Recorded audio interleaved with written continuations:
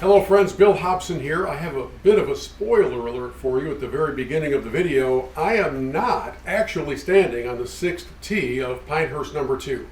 I know that comes as a shock, maybe a little bit of a disappointment, but through the magic of technology and inside the beautiful MGL Sim Studio made possible by our great friends at Indoor Golf Shop, we're going to tackle over the course of the next few minutes what I believe to be the 4 most pivotal holes that will play a major role in the U.S. Open, our national championship. By the way, do you like the red, white, and blue themes? I mean, I dress for the occasion. We're going to play the 4 par 3s on Pinehurst No. 2. Now, let me set the parameters for this little exhibition.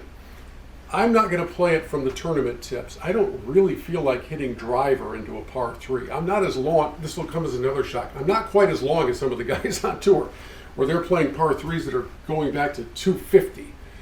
But I am going to go up just one set of tees, so we will still see some considerable length and probably close to the same club selections that every player except for DeChambeau might use. So what I want to do is take you through what makes these par 3s such a challenge. We'll play them, we'll see how well I can hold up, and it'll give you a bit of a feel for what the challenge is going to be like for these guys under the crucible of major championship competition. So up first, we step onto the 6th hole of Pinehurst No. 2. We'll take a look at it from overhead, where you can see that there is nowhere to miss left or right. The other thing that you need to know, in the parameters for this, I set things up so that the greens are extra firm and that the speed of them is stimping to 13. I expect that by the time the weekend rolls around in Pinehurst, they'll be rolling probably at 14 and more. They tend to bake them out at USGA events, which is really silly, because these greens in their original design were never designed to play at those speeds. But it's what makes, I guess, it makes it so much more challenging, right? So, first hole that I'm going to play is number 6 on Pinehurst 2, par 3, 211 yards, uphill a little bit. My goal is to land something about 200, count on a pretty big first bounce because we have everything set to the same kind of firmness the players will be experiencing. Let's see if we can at least hit one straight enough to find the green and perhaps set up a putt.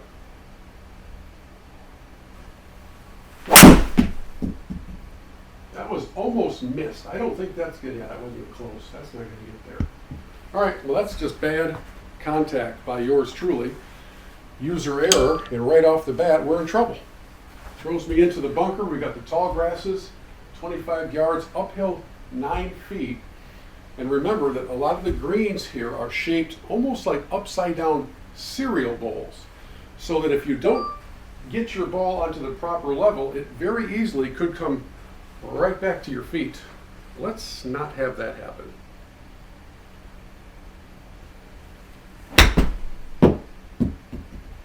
Oh, I hit it too hard. I actually don't think that in the tournament that ball would have stayed up there. I really think that ball would have run right down off the other side and made a major headache for the player. So now we've got a putt from 14 yards off the edge, and I've made life difficult on myself with a very poor tee shot here on number 6. Downhill a little bit left to right. About a 40-footer.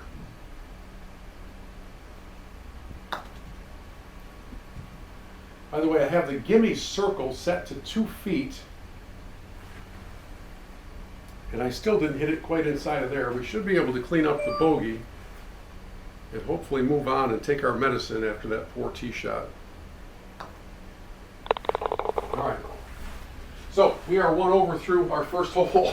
It's not a great trend, right?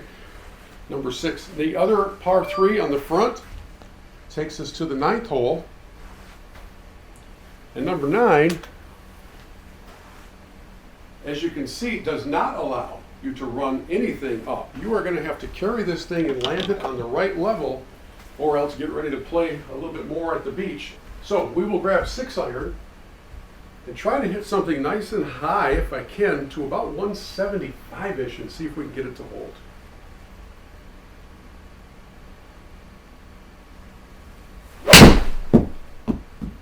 That was a better strike than we had back on 6.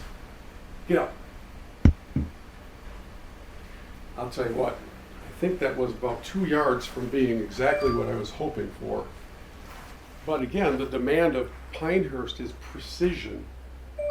And 2 holes in a row, my precision was not there. All right, now we got a 20-yard shot.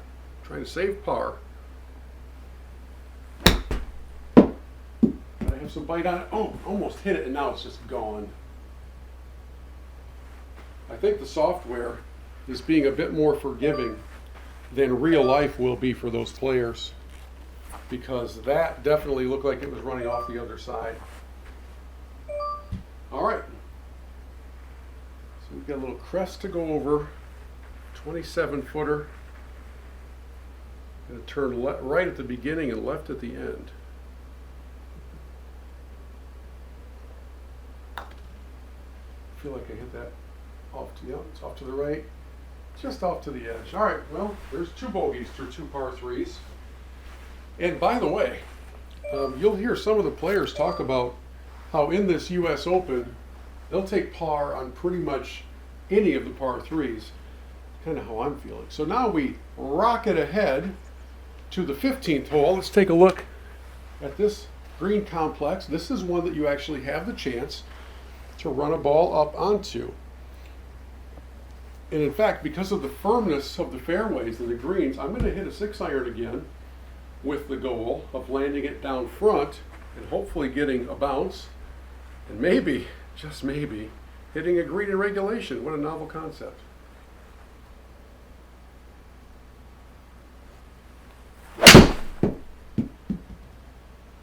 That's going a little bit left.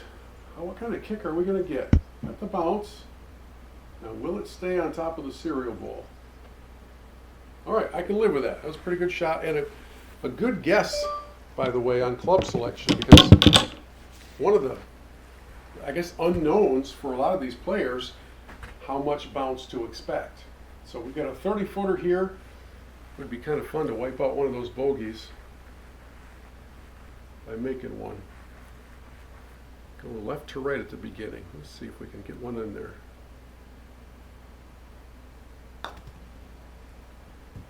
Got a chance. Oh. Well, I didn't leave it short. I once asked Butch Harmon what his definition of the amateur side is for a putt. And he said, any putt that's short. So, hey, at least I wasn't on the amateur side. But of course, now I've left myself 6 feet to save a par after what I thought was a realistic birdie chance. Man, that was almost in. 6-footer, very gentle, not much movement. Maybe? That's very disappointing. That's what we would call a bad 3-putt, kids. Okay, we've played 3 of the Pinehurst par 3s. We are 3 over. And by the way, we're 3 over with not horrible shots being made so far. Let's take a look at our final. This is the 17th hole.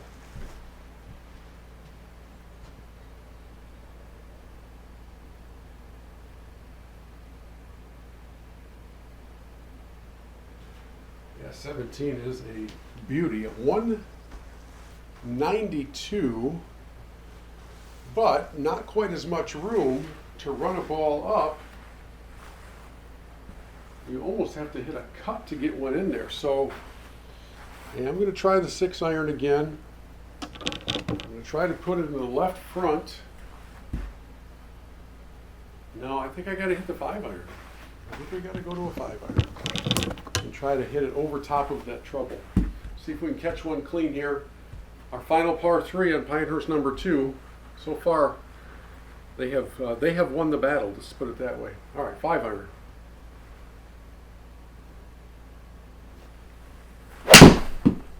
Oh, he just pulled that one desperately. Need to get down. That's going to go to the waist area for sure. Well, if there's one thing I'm enjoying during my time here in virtual North Carolina, it's the lovely beaches of Pinehurst. We certainly have explored, well, pretty much all of them we've had available to us. All right, 19-yarder. Let's see if we can get one up and down and at least make one par.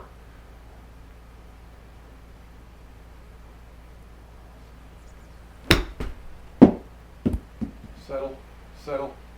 The firmness of these greens really makes it hard to put any spin on a ball and get it to stop remotely close to where you would get it to stop at almost any other course. That's the difference.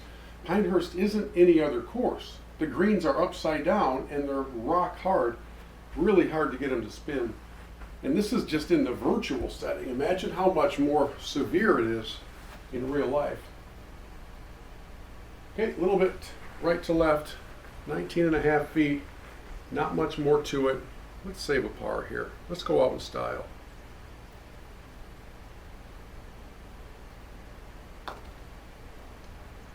Maybe. Oh. 4 par 3s, 4 bogeys, and there's a little flavor of what I think will be the deciding factors at the US Open. How well the best players in the world play the par 3s at Pinehurst. Enjoy the US Open, and if you ever get to go to Pinehurst now, at least you'll have a little bit of a primer for where to avoid trouble on the par 3s, because I basically found all the trouble. Hope you'll subscribe to our channel. We have a lot of fun here with all sorts of video content. We'd love to see you here again sometime down the road. Have fun at the US Open, virtually or in person.